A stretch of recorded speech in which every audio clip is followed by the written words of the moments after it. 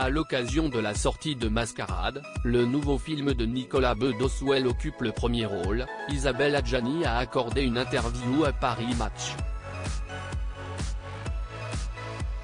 Isabelle Adjani, il n'y a plus personne pour empoisonner le quotidien. Plus de 10 ans après la fin de sa dernière relation amoureuse connue, Isabelle Adjani savoure sa solitude sans en apprécier tous ses aspects. « Je suis une solitaire qui n'aime pas se sentir seule », a-t-elle déclaré.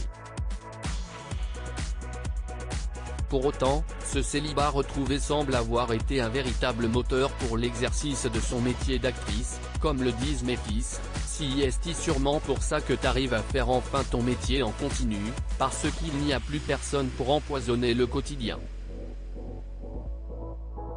A-t-elle rapporté dans les colonnes du magazine. Si ainsi qu'Isabelle Adjani ne laisse le privilège qu'à ses proches et à ses enfants, de s'immiscer dans sa vie intime, aucun regret, aucun manque, aucune amertume. Tout va bien, a-t-elle affirmé dans Paris Match.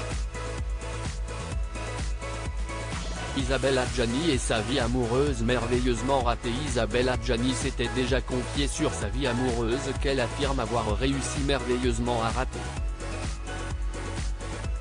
En 2016, l'actrice emblématique avait déclaré avoir des rapports beaucoup plus sains avec Daniel Day-Lewis, le père de son dernier enfant. « Tout est pacifié, mais je suis convaincue que les grandes passions ne se transforment jamais en grandes amitiés », avait-elle affirmé auprès du Figaro.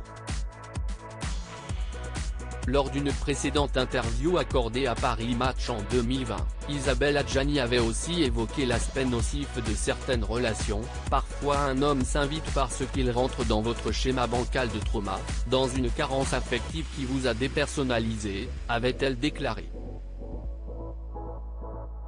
Et on se rend compte plus tard que celui qui trônait dans votre cerveau n'était que le reflet de l'amour qu'on n'avait pas assez pour soi, avait-elle terminé.